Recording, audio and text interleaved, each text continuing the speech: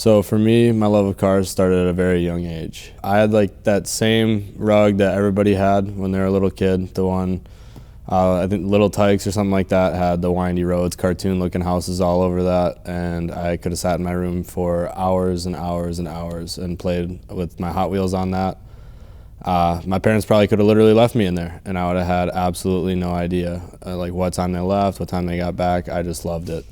So when I was a bit older and probably less annoying to take out into public, my dad took me to the Chicago Auto Show. For anybody that hasn't been there, it's like this crazy big venue. I can't for the life of me remember like all the makes and models that were there, of course, but I'll be damned if I ever forget the way that that made me feel. Just the pure art of all the body lines and all of the colors that all the manufacturers had to offer there was just something I had absolutely never seen before. And then you add concept cars and awesome sounding engines, and that's it. I was hooked. At about the same time, I was just like every other car enthusiast my age, playing Need for Speed way too much, a little Hot Pursuit 2, a little Most Wanted, watching Fast and Furious with my dad. And there was just something about Need for Speed Most Wanted that always had me trying to build like the ultimate car, so to speak, to run the whole blacklist down and take out everybody.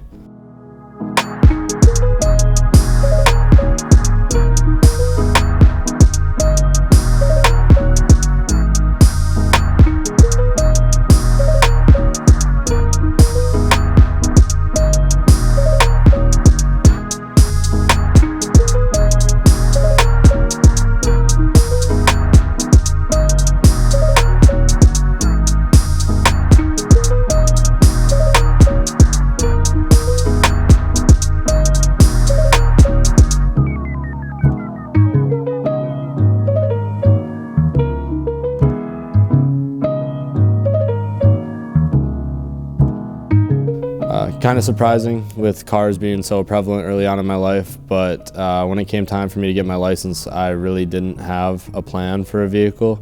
I had some money saved up from working a lot when I was younger. My mom really instilled teaching me the value of $1 from a young age. So I worked my ass off when I was younger. I had some money saved up, but didn't really have a plan for a car. So what I got was what my grandma had sitting in the garage because she didn't really drive anymore. It was a 92 Plymouth Colt 3-door hatch. It was this baby blue that was just eye-catching enough, but still ugly, kind of like a bulldog. Early on, I always remember my dad and my mom kind of talking to me about if I really loved cars, I would have to someday learn to drive manual. So this was like a huge learning curve for me. I had just about no patience. So I was super, super thankful and super lucky that my parents could sit with me and teach me to drive manual, even though there was numerous times where I just got out of the car because I was so frustrated. So then from there, I ended up getting rid of that car, and we got my dad's old Saturn L200, which we dubbed the Planet because it was big, green, and also like ugly. So so after the Saturn came, I guess, my first car purchase. And I was sick of front wheel drive and sick of not having any buff horses. I took to Craigslist because, as you know, that's where everybody that knows stuff about cars buys cars. And I bought myself a 2002 Lincoln LSE.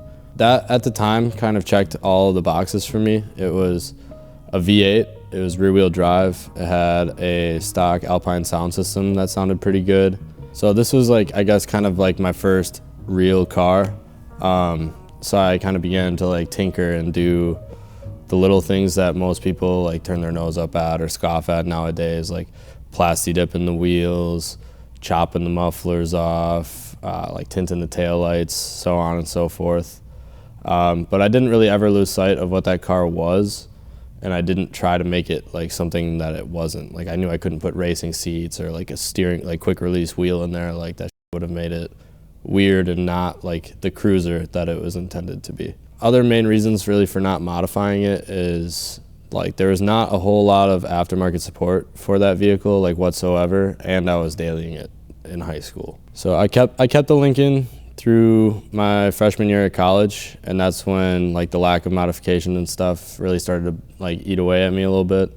Yeah, so the summer after my freshman year at college, I went to the bank, grabbed a little bit of cash, and grabbed my homie Macaulay, and we went down to Chicago to buy a 2003 WRX. Hey, Bill, I'm in the mood for a switch up. I hit the function, hit the rose till I hiccup. I hit the stage and leave with money that say stick up. She picture perfect, so I told him I'm a flick up. Bill, I'm in the mood for a change up. I leave the city and return with my change up. They got amnesia, don't remember how they played us. They wanna knock me down, but somehow I just stay up. So on the drive down, actually, I had really no idea what the vehicle history was on the WRX back here. And I had finally gotten the VIN from the previous, or soon-to-be previous owner, and found out that the car was a Midwest car its whole life and had not 1, 2, 3 previous owners, but 11. Nonetheless, I gotten in it to test drive it, and it was my first time driving manual in years. And I just had to have it, man. It pulled hard, it shot flames, it made all the right noises, and the modding potential was relatively endless. At age 19, money being a bottleneck, of course. When I went off to college with the car, I literally went and got a job at Jimmy John's as a delivery driver, purely to get paid to drive the WRX. Like, I loved it that much. So after quitting Jimmy John's, realizing it was going to destroy something I had worked so hard to get, I worked my fair share of like average run-of-the-mill jobs. But I always caught myself thinking, when am I gonna work a job that doesn't feel so much like work? Because every day I got there, I dreaded going, and I couldn't wait to clock out after I was there. I had met and became close friends with a guy you guys might be familiar with, Connor Timmons. He did his iDrive episode with the red John Cooper Works Mini Cooper S. Through our old manager at Holiday Automotive in detail, I had heard that Connor was working at Fitment Industries as a graphic designer. And so I reached out to him, and he told me of an opening for social media for Fitment. And I really didn't know what that meant as far as a job would go, but I applied, and based on this video, you could probably tell how that worked out. Bad bitch with some good credit and a good sense for the fashion. Dope blowing with the left hand, ass gripping with the right hand. My car is nowhere near perfect. It's rough around the edges, but I'm damn proud to be sitting here today with a job at Fitment Industries and a car I always dreamed of owning.